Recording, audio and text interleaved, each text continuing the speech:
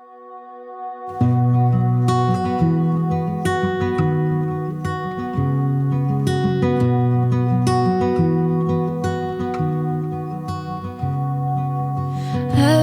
who comes to believe in God is only ready to accept God's grace, blessings and promises, and only willing to accept His kindness and mercy. And yet no one is waiting or preparing to accept God's chastisement and judgment, His trials and refinement, or His deprivation.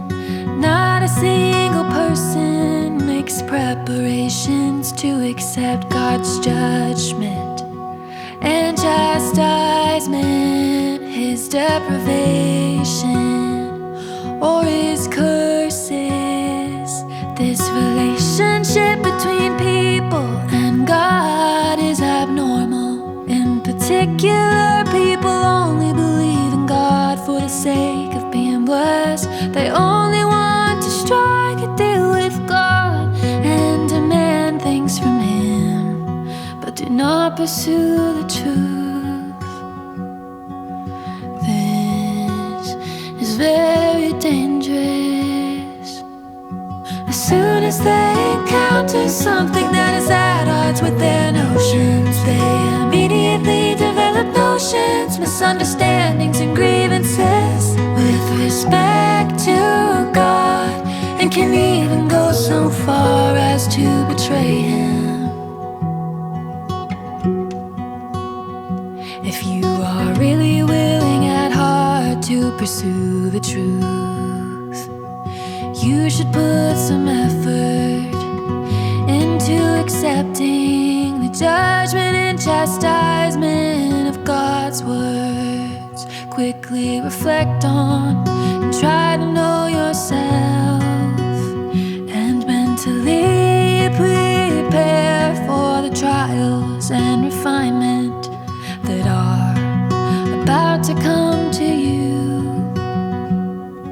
No matter how much you expend yourself for God, and how much of a price you pay in the performance of your duty, if you ultimately encounter trials like Job's and God strips you of all your possessions, and your life is even about to end, how should you face this?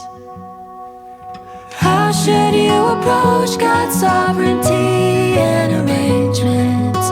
How should you approach your duty? How should you approach what God has entrusted to you? Do you have the correct understanding and the right attitude?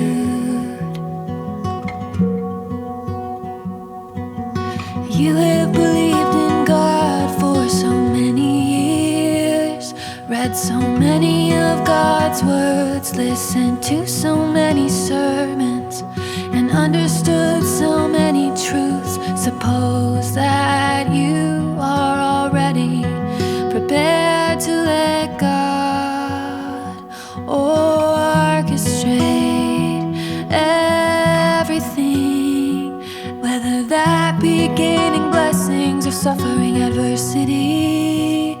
And suppose that despite your forsaking and expending yourself, the price you've paid in a lifetime of energy you've expended, all you ultimately get in return is God uttering a curse at you or depriving you.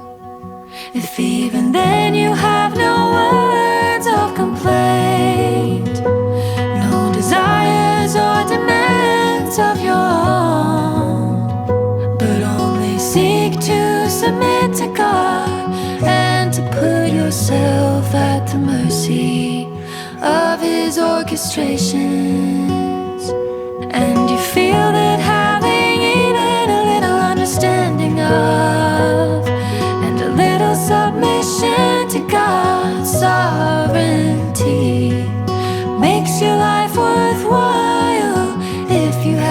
such a correct attitude, then when some difficulties arise, it is easy to resolve them.